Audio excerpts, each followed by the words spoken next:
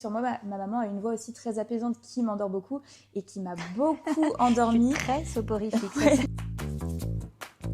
Bonjour, bienvenue dans ce nouvel épisode du MCR Podcast. Un espace de respiration et de partage. Aujourd'hui, j'avais envie de vous parler sur le travail en famille et notamment le travail que je fais avec Valentine. Mais avant ça, j'aimerais vous expliquer la création de ce podcast. Ça a été assez vite, je m'y attendais pas du tout. Le week-end dernier, en fait, j'étais avec des élèves sur une retraite à l'Île-Dieu et nous avons travaillé sur des routines sommeil. Ces routines ont été très efficaces pour beaucoup d'entre elles et une élève m'a demandé dès le dimanche matin si je pouvais lui envoyer une de mes routines sommeil pour qu'elle répète tous les soirs dans son lit pour que ce soit vraiment efficace. Elle était ravie, elle avait dormi 7 heures d'affilée, c'était la première fois que ça lui arrivait depuis bien longtemps. En rentrant, je parle à ma fille de ça en disant bon, est-ce que je vais faire un WeTransfer ? Et là, je me suis dit instinctivement, mais maman, en fait, il faut que beaucoup plus de personnes bénéficient de ce podcast-là, enfin de cet audio-là plutôt, et pas une seule de tes élèves par le biais d'un WeTransfer. On a pensé à le mettre sur la plateforme VOD parce que pour celles et ceux qui suivent déjà ma maman et donc la méthode Céline Roy, il y a la plateforme VOD qui peut permettre effectivement de mettre une vidéo et que vous la suiviez notamment pour vous endormir. Mais en réfléchissant, on s'est dit mais en fait c'est un podcast. Il faut que les gens puissent écouter ça en se couchant. Et j'y ai aussi pensé parce que j'ai déjà été sujette à pas mal d'insomnie et j'ai écouté des podcasts justement pour m'endormir avec pas mal de yoga nidra pour ceux qui connaissent cette technique et c'est vrai que sur moi ma maman a une voix aussi très apaisante qui m'endort beaucoup et qui m'a beaucoup endormie. Je suis très soporifique. Ouais, on s'endort même quand... Non mais c'est pas ça, mais c'est vrai que quand j'étais plus jeune, j'étais super sujette en primaire à du stress, ma rentrée de 6e, moi je m'en souviens comme si c'était hier, le détachement, et on faisait ça, tu me mettais au lit et on faisait des respirations et tu me parlais avec une voix calme, on passait aussi un petit peu d'huile essentielle au niveau de mon cœur, sur ma cage thoracique, pour me détendre, et c'est à ce moment-là que je me suis dit, mais en fait du coup, il faut qu'on propage ça plus largement par le biais du podcast. Ouais, et hier en fait... Au bout de 2 heures, vous étiez déjà 2000 à avoir téléchargé cet épisode. Je crois que ce matin, donc ça fait pas tout à fait 24 heures, on a dépassé les 3000. Voilà, moi je suis ravie que ma voix puisse s'immiscer dans vos soirées et puis que vous puissiez réaliser ça chaque soir à volonté. C'est vrai que le podcast est encore plus facile que la vidéo puisque on n'a que la voix, on n'a pas besoin de tapis, on peut se faire ça tranquillement. Donc moi, ça m'a donné aussi plein d'idées. Ce matin, j'avais énormément d'idées pour vous proposer des routines pratiques. Et puis, on s'est dit aussi qu'à travers ce podcast, on avait envie de raconter notre aventure. Une aventure qui, depuis le mois de septembre, assez récente finalement, ça fait presque 2 mois maintenant. Ouais, c'est vrai que c'est assez récent. On s'est dit qu'on avait envie de vous partager du coup toute cette aventure de travail familial. Et c'est vrai qu'on parle beaucoup, puisqu'on est beaucoup ensemble. On parle beaucoup, notamment quand on déjeune, pendant nos réunions, lorsqu'on prépare notre travail, etc. Mais on parle pas forcément beaucoup de nous. Et étant quand même des personnalités plutôt timides de base, même si les réseaux sociaux montrent un petit peu l'inverse, on reste camouflés derrière nos écrans. Et là, c'est plus facile, je trouve, de nous dévoiler un peu plus par le biais de nos dialogues, qui sont assez innés et instinctifs, que par le biais de vidéos. Et je pense que le podcast est le meilleur moyen de le faire.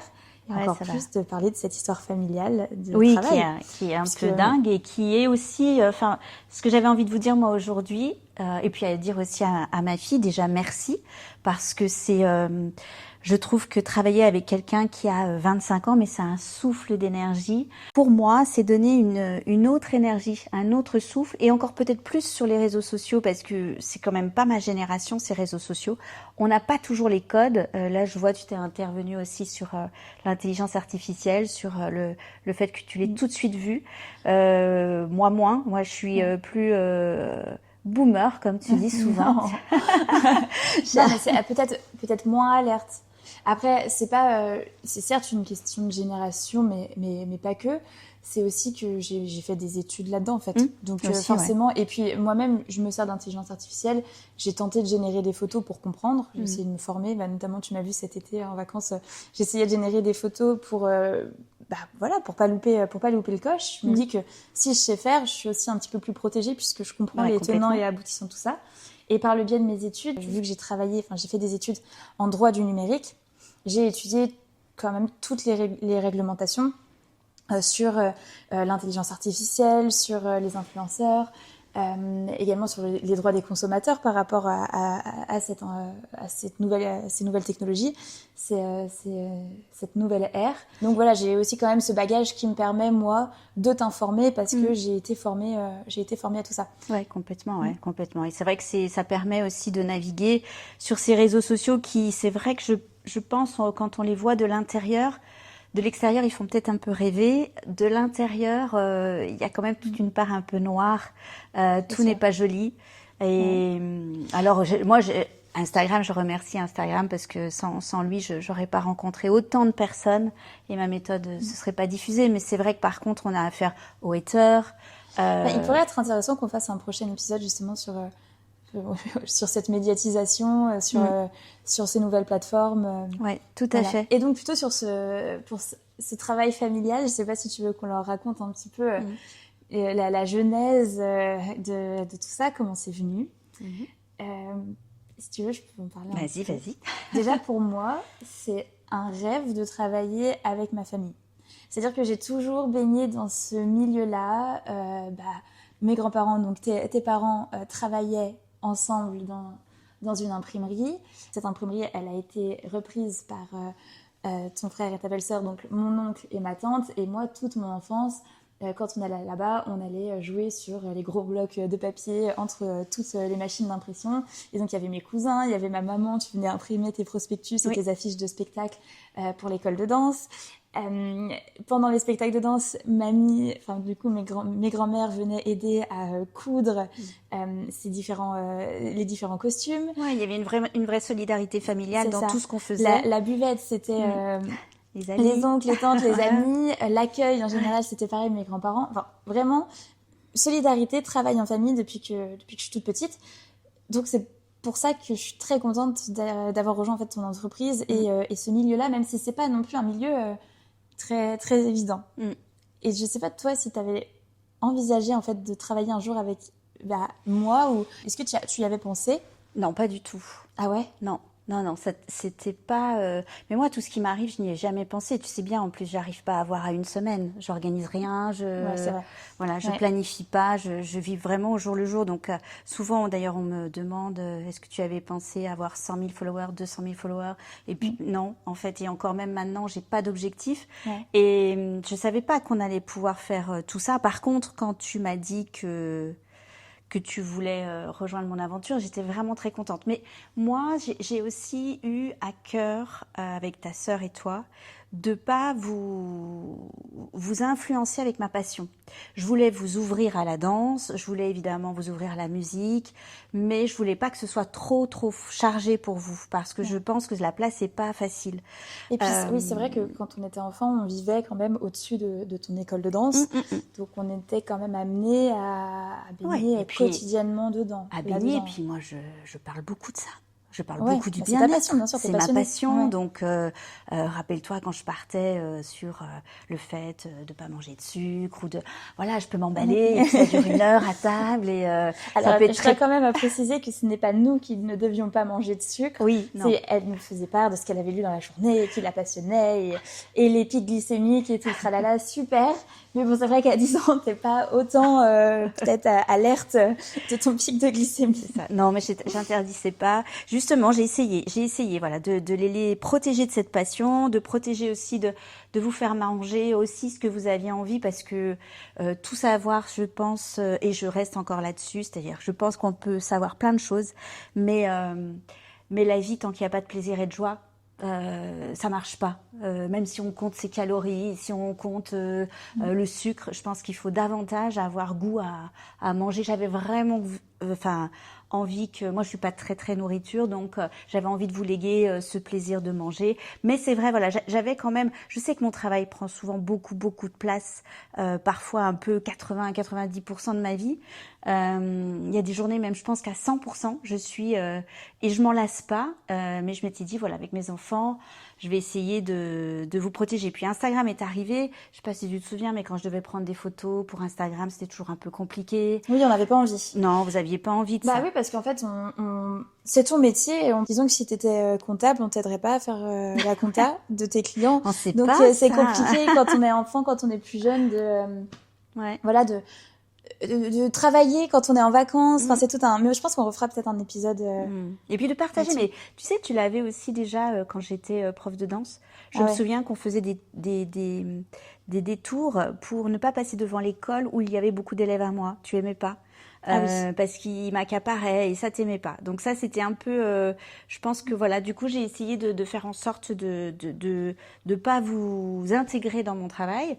Et puis quand tu m'as dit finalement tu avais envie de travailler avec moi, je me suis dit au départ, j'étais super contente. Puis après, je me suis dit, ouh là là, est-ce que ça va aller? Parce qu'on est extrêmement différentes toutes les deux. Je sais qu'on s'organise pas de la même façon. Non. On pense pas pareil. Du tout.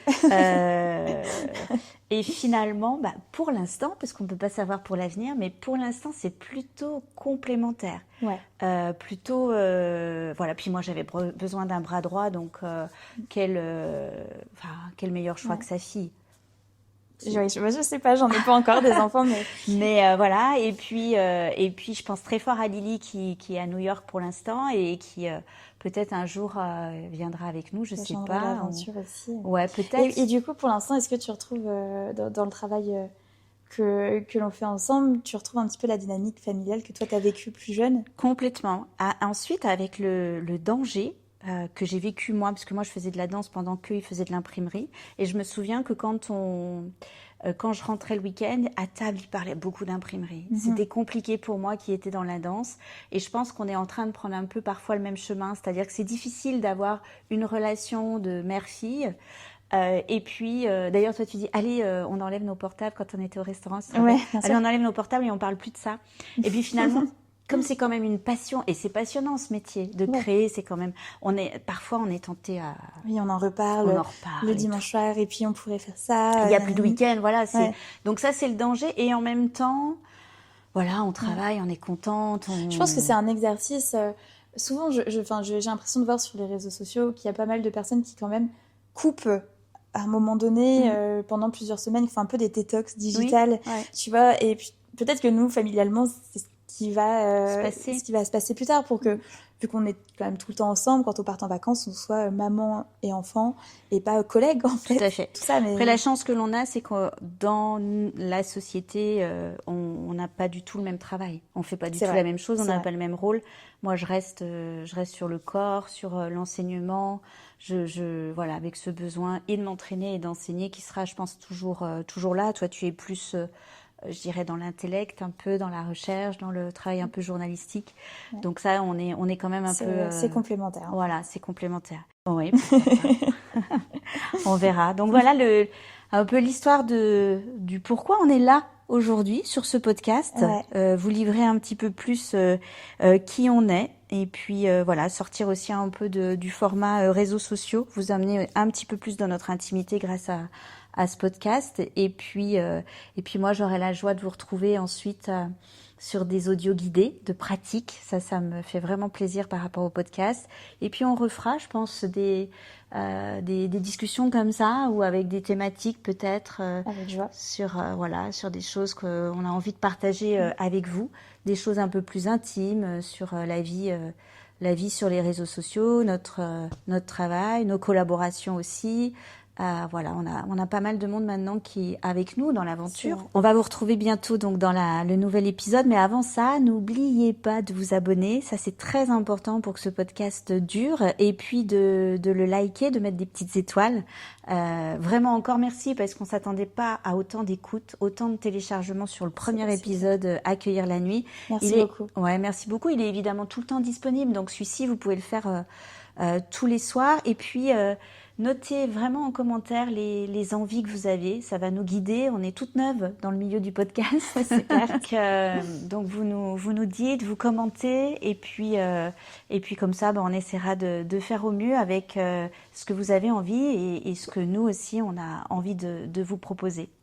Je t'embrasse. Je t'embrasse également. À bientôt. À bientôt.